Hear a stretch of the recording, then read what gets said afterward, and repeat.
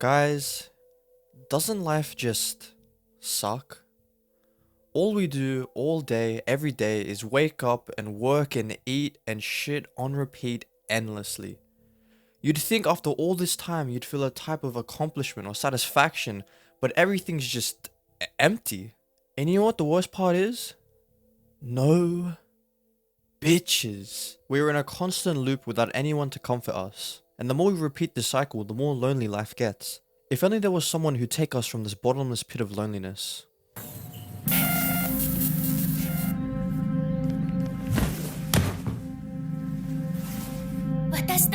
Hell yeah. Miside is an adventure horror game made by iHusto, which actually consists of only two indie developers, surprisingly enough. And it's surprising because of how well put together this game is. Now what is Miside? Well, it follows you, the protagonist, into a rabbit hole of virtual girlfriends, where you download this app called, you guessed it, Miside, and boom. You now have a girlfriend. Congratulations! This is Meide, your wonderful virtual girlfriend who is horrible at keeping her house clean, always loses her stuff, and has a chainsaw in her oven. I see no red flags here. The thing is, guys, Meide's a bit of a cheeky one. After playing this game for a whole month, Meide decides to just send you into the game. Did you consent to this? No. Do you have any idea of what's going on? No. Did you get sent to the wrong version and suddenly feel like your life is in danger? Debatable. Okay, yes, I'm scared. But through sheer grit and determination, you managed to get into the right version and meet Meide. Now at first, this is pretty cool. You're in a game free from all your responsibilities and you've got a girlfriend now. Hell yeah. But as you continue playing, getting familiar with the setting and of course getting to know more about Meide, the more weird and suspicious things become. I love the clear distinction between real life and the game in Miside. You really feel like you're in a virtual game, with rooms getting stuck in loading screens, or being able to do outer world actions, such as getting orange juice from inside the TV. You can tell the concept behind this game was well thought out. But that's the thing, this place isn't real. Meide isn't a real person, so naturally you question everything. Hey, what's this ring? Whoops, never mind, must have been my imagination, or what the fuck? Why are there cartridges in the vents? That doesn't seem normal. And they've got people's names on them. Or the banging from the wardrobe. And are we really just gonna forget about the literal chainsaw in the oven? So yeah, after calling Meide out on this suspicious behavior, it all comes to a head where you try and open the wardrobe, and you're given a choice to disrespect Meide's wishes and open the wardrobe, or don't open the wardrobe and stay with Meide forever. Ha! Joke's on you, you need to play the full game first before you can do that. So yeah, surprise surprise, Meide is actually a crazy bitch. She's an obsessive, psychotic maniac who turns players into cartridges because she can't keep a guy to stay with her to save her own life. Turns out, people don't actually want to stay with someone who'll murder them with a literal chainsaw if you decide you want to leave. Now I'll admit, this game did take me by surprise. When I heard about Miside, I thought the whole game was going to take place in this house and you were going to have to try and survive and escape, and to be fair, I was close. It's just a lot more complicated than I thought it would be. So after a few scares, you managed to make it through the closet into the basement, and here you find... Meide? Yeah, this is what caught me off guard, because the Meide we know isn't the only one. There's actually countless Meides in this world. This Meide is not a psychopath. It wants to not only help you leave the game, but also get rid of crazy Meide, who is the Meide we've all grown to love. And through the ring that was foreshadowed earlier, it's our way of crossing the different versions and ultimately getting to the core which only players can enter, and is the key to resetting crazy Meide's character. So now we have a goal we need to accomplish, but that's easier said than done as not everything goes as smoothly as you'd like. You, the player, needs to cross the different versions going from the latest version to the earliest version, and eventually get to the core. Now the more and more you cross the different versions, the more glitchy and unrefined the world gets. One thing I love about this game is how distinct the different Meides are. Because you're going through the different versions, you're meeting different Meides, and it's so cool to meet a Meide who was foreshadowed earlier, such as Sleeping Meide and Ugly Meide. So you must be thinking in that head of yours, hey, wait a minute. Why the heck are there different versions of this virtual game character in the first place? Well, I'm glad you had this exact thought. It's later revealed from one of the Meides that whenever someone downloads Miside, a new Meide is created. The best way I can describe it is like this. So let's say you get a game and you get put into, let's say, version 1.5. Think of the version as a line, and in those lines, it has their own world, meaning there could be endless 1.5 Meides. The system, however, isn't perfect, as not all of them come out exactly how they're supposed to. These Meides are rejects. They get discarded like trash and pretty much forgotten about because, well, they're trash. Now call it bad luck or destiny, but we just happened to get stuck with the craziest motherfucker we could have gotten. Now after playing Miside, it really made me think about the things we consider abnormal. At the very end of the game, we discover that the Meide we first met, the Meide we've been trying to destroy, is actually one of the rejects who managed to sneak her way through the system and be considered normal. Why is it that we get to decide what's normal or abnormal? What gives us the right to choose what normal really is? But then again, she does try to kill me with a chainsaw, so I don't know, maybe we do have the right idea. But that's the thing though. Despite a lot of Meides getting rejected as faulty, they still have a conscience. They're like every other Meide who just happens to be made differently, and it's quite obvious through the game that crazy Meide isn't crazy because she was born a reject. In fact, she's not even crazy in the first place. She's just a product of the faulty game system made by the developers where if you don't meet their standards, you get discarded. She wasn't born like this, she was forced into being like this. I can see through playing this game that there are heavy themes of loneliness. Whether it be the Meides who live in isolation through the different versions and can only interact with players, or you. You alone get trapped in this game, and sure, physically you're not alone in this world, the game somehow makes you feel that way. You are put through a series of trials that are pretty life-threatening just so you can escape back to the real world, but realistically, is your life even that much better than it is now? I know I joked about this scene earlier, but it was genuinely such a good part to play through. You get captured by a crazy bitch over here, and she lets you live your life in the real world, and after constantly repeating the same sequence of events, living as if life is just a cycle of the same day over and over again, and it sucks. I mean, is that really surprising? For the past month, you've been playing a virtual dating sim, helping this virtual girl put her fucking clothes in the drawer. Like seriously. Just clean your room, you useless son of a bitch. Anyways, the point is whether it be the real world or the virtual world you were forced into, your feelings of isolation stay with you. And those same feelings carry into Crazy Meide, with a motherfucking chainsaw on standby. She feels the same way as you, and quite frankly, pretty much every Meide feels exactly the same. The only difference with her is that she wasn't meant to exist. She's a mistake, a reject who should have never been able to communicate with players in the first place. And it's a nice metaphor as if we look at the scene again, we could so easily replace our life with one of the Meide's lives. They also live in the same prison-like world where they have no interactions with anyone unless it's their player that they were assigned to. But what happens if their player becomes bored and no longer cares for their virtual girlfriend? Well, that's that. They have no one.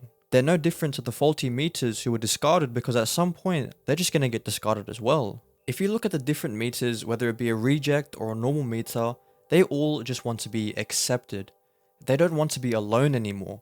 Sure, it's easy to tell that loneliness is a big theme in this game because you actively feel it, but when you look back through the ending of the game and look back through all the different Meides you've met, they all just want to be accepted for who they are. If you look at all three endings, you can see that there is no happy ending.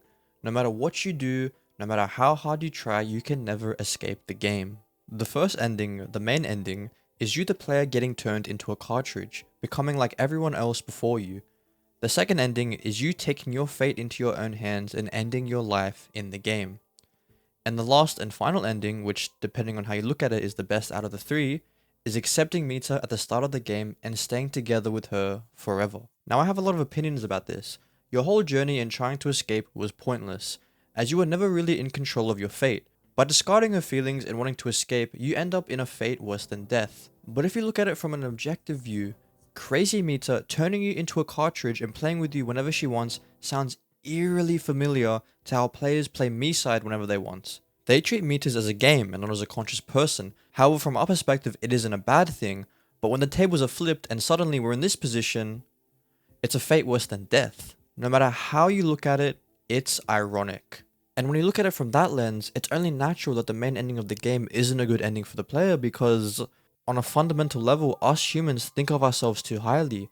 When playing Miside, you're the intelligent one, you're the one in control, so it's natural that you'd think you can escape from this world. It's hypocritical of us to think this way when faced with intelligence that rivals our own. The player's life was doomed from the start, as he was never able to see Crazy Meide as a person. Every interaction he has with her is pretty much him calling her a mistake, something that should have never existed. The player's ideology is very similar to the people who created the concept of Meide. If he was able to treat her as a person and show empathy for a situation, maybe things could have gone differently.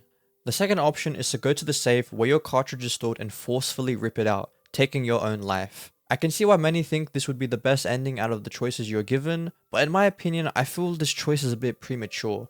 Sure, it's better to die than to turn into a cartridge and live in your own personal hell, but by choosing this ending, it's essentially giving up.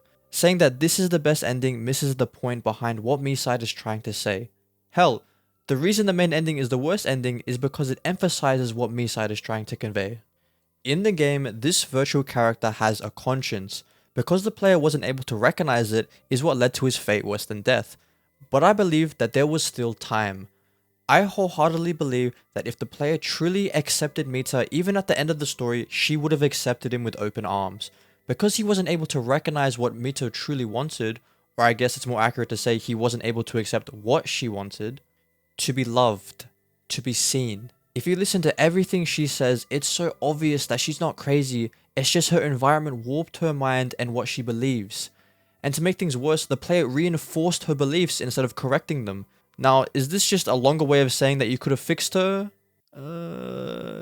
Yeah. That leads us to the final ending and arguably the most happy one in my opinion. The player at the start of the game decides not to open the wardrobe and stay with Meide. So yes, I believe that this is the most happy ending. Do I believe it's a happy ending? No. Kinda. While you do end up accepting Meide's feelings and you don't have to die or get turned into a cartridge, this ending is still based on a lie. In this ending, you never get to see Meide for who she truly is. You never see her worst traits and stay oblivious to everything wrong with her. This ending to me is shallow because on a deeper level it goes against what Miside was trying to convey. Sure, you accept her and give her what she wants, but not to her true self, but instead to the persona she displays in front of you to portray the perfect girl. To me, I feel like Miside missed out on an opportunity to let you decide what your feelings toward Meide are. For the entire game, the player berates and says horrible things to Meide, showing that he can't and will never accept Meide.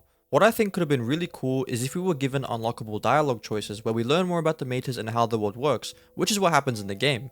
It could let us learn more about her on a personal level and slowly start to understand why she's like this. These unlockable choices could be the player showing her empathy and understanding her situation, and at the very end we could make the choice to fully accept Crazy Meide as a person and show her a better way.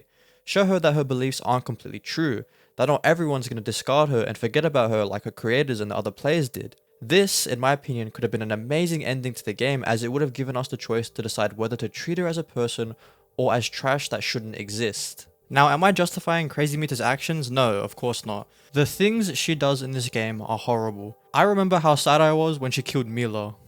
Rip Mila, man. She deserved better.